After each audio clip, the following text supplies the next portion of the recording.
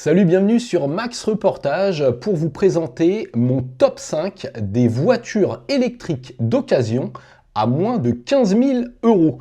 Alors mon critère majeur, c'est la fiabilité quand on achète un véhicule d'occasion. Donc j'ai privilégié des voitures robustes et avec des grandes garanties. Mais quand il y a des grandes garanties, il faut absolument aller chez le constructeur chaque année pour faire tamponner en quelque sorte sa révision. On paye un peu sa garantie, mais au moins on a l'esprit tranquille. Les modèles que j'ai sélectionnés n'ont pas une autonomie exceptionnelle, ce ne sont pas des voitures pour faire des très longs trajets, et il vaut mieux avoir un point de charge à domicile ou au moins à son bureau pour en profiter pleinement à l'usage et surtout en coût d'utilisation.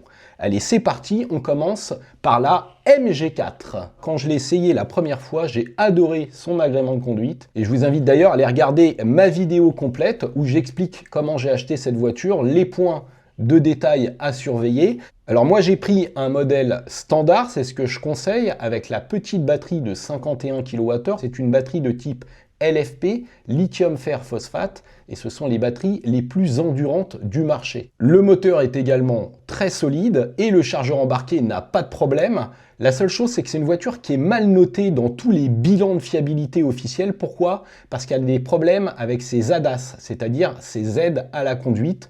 On a un correcteur de trajectoire qui est insupportable et on peut avoir des freinages fantômes, ce qui, moi, ne me gêne pas parce que je déconnecte ces alertes avant chaque démarrage. Mais ça peut gêner certaines personnes, c'est quand même à noter. On a aussi souvent des petits problèmes de connectivité avec son téléphone, donc il faut rebrancher plusieurs fois le fil. Il y a eu pas mal de mises à jour qui ont été faites, mais il n'y a pas de souci majeur, on va dire, sur la partie mécanique. Mais à côté de ça, vous avez un super agrément de conduite. C'est une voiture qui a un assez bon coffre, des bonnes places arrière, c'est une compacte. La seule chose, c'est qu'on sera limité en autonomie sur autoroute, ce sera 170 km maximum sur autoroute et compter environ 250 km d'autonomie en usage mixte. Et les tarifs vont donc osciller entre 14 et 16 000 euros pour une voiture qui aura, on va dire, entre 25 et 50 000 km. Et c'est une voiture qui est garantie 7 ans ou 150 000 km, donc ça c'est quand même rassurant. Mais encore une fois, pensez au tampon, faut que la voiture ait été tamponnée chaque année par l'ancien propriétaire.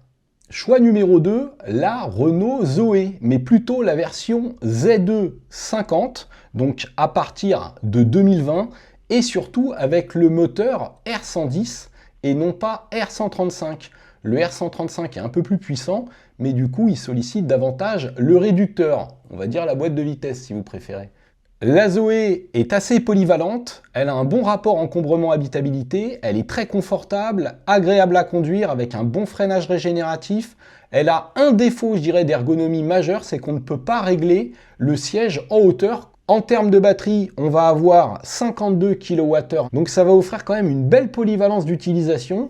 On va être à 280 km d'autonomie en usage mixte et environ 190-200 km sur autoroute, donc c'est quand même plutôt pas mal. C'est une voiture que vous pourrez avoir autour de 14 000 euros avec 50-60 000 km. Faut pas avoir peur du kilométrage, donc il faut absolument prendre un achat intégral, c'est-à-dire acheter la batterie avec la voiture. Sinon après, vous devez traîner un loyer d'au moins 60-70 euros, voire jusqu'à 100 euros par mois. Sur les Zoé, il faut faire très attention de bien avoir une charge rapide qui était souvent proposée en option.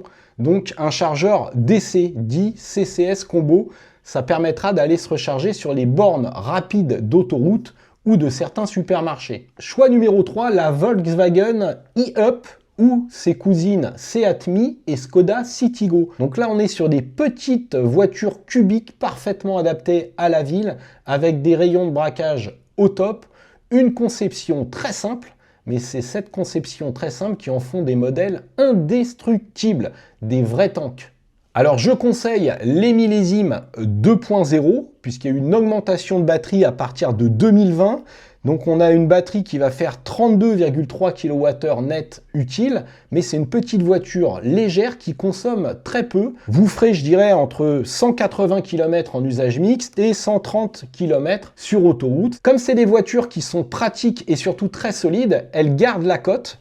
Aujourd'hui, ça vaut autour de 12 500 euros pour un modèle qui a 50 000 km. Les défauts, eh bien, ça va être une présentation très basique, surtout à l'intérieur, vous n'avez pas de système multimédia, c'est votre smartphone, et surtout l'insonorisation qui va être un petit peu légère. Mais c'est vraiment un bon choix. Quatrième de mon classement, la BMW i3 dans sa version 120 ampères, donc à partir de 2019, avec une batterie de 37,9 kWh net utile, qui permet de faire environ 150 km d'autoroute et 217 km d'autonomie en usage mixte. L'avantage, c'est qu'elle est compacte, elle est indestructible, extrêmement fiable comme voiture. Le défaut majeur pour moi, ça va être sa direction. On n'a quasiment pas de rappel et donc c'est assez désagréable et il faut s'y habituer. Alors aujourd'hui, en avril 2026, ça se négocie autour de 14-15 000 euros pour un modèle avec 80 000 km. Ça cote quand même, hein, même si c'est une voiture assez ancienne.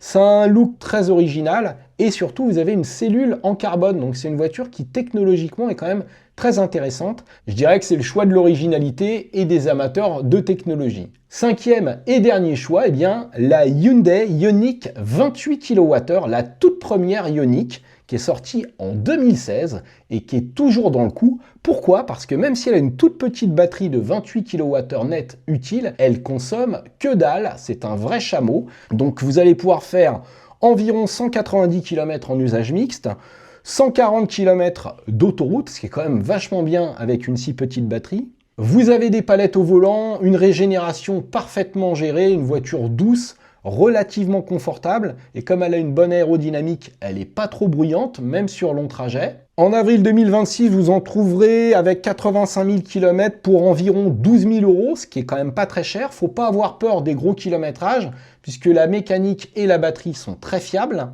Son défaut, je dirais que c'est qu'elle est quand même relativement basse, assez longue.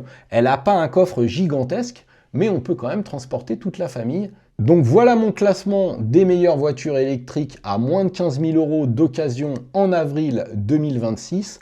J'attends vos commentaires, vos critiques. Encore une fois, j'ai privilégié la fiabilité. Et je vous dis à très bientôt. Ciao!